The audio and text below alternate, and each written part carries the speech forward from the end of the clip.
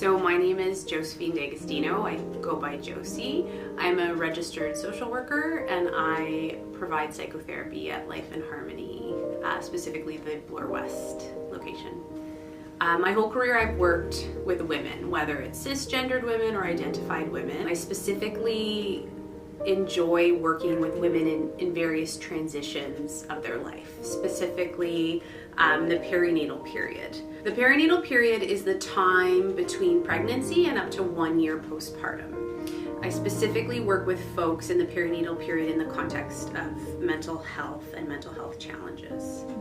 So we know that the perinatal period brings up lots of change, right? So change within our bodies, change within our hormones, change within our life, change within our relationships. And we know that that perinatal period, all of that change can exacerbate either underlying mood symptoms or present new mood challenges. And I love working with folks in that specific life transition to support through that. So I've worked in the healthcare profession for several years now, and that looks like working in psychiatry, and can work with folks with a number of mental health diagnoses, presentations, whether that's mood disorders, personality disorders, psychotic disorders, the whole kind of bipolar, the whole gamut, So I think what's important in therapy is what's in the room, who's in the room. I think within therapy we like to sort of there's all of these modalities and there's all of these ways to practice which are important to have in the background, but really I think it comes down to who's sitting across from you and who are they and what are their experiences and what brings them there and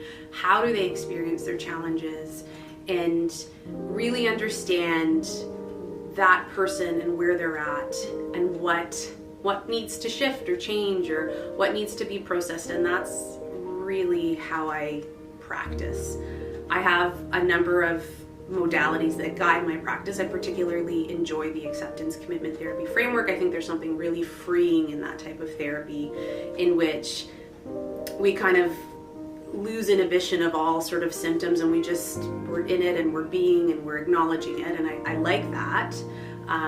But really it's what's across from me and how can we work together collaboratively to improve or make this complicated, messy, sloppy life a little bit more tangible or better. So self-care is something that I think is tailored to each specific person, and I think the important thing with self-care is to find the thing that works for you and just do it, and without judgment and with a bit of compassion. This is the thing, and you do it. I often tell my clients, use the therapy session, extend it.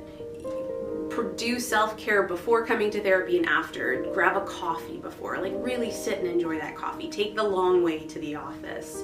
Take the long way home. Look at the trees. Enjoy whatever it is that works for you, that makes you feel better. Do it. What works for me and what works for you are probably two different things, but find the thing and do it. The thing that works for me is, running in nature.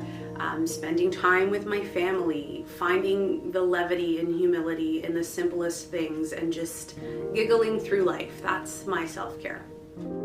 If you're curious about starting therapy, I often tell folks that's a good place to start.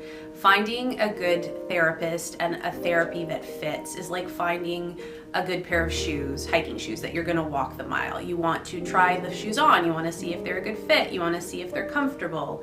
My recommendation is to make that first step. Start, try it out, see how it feels.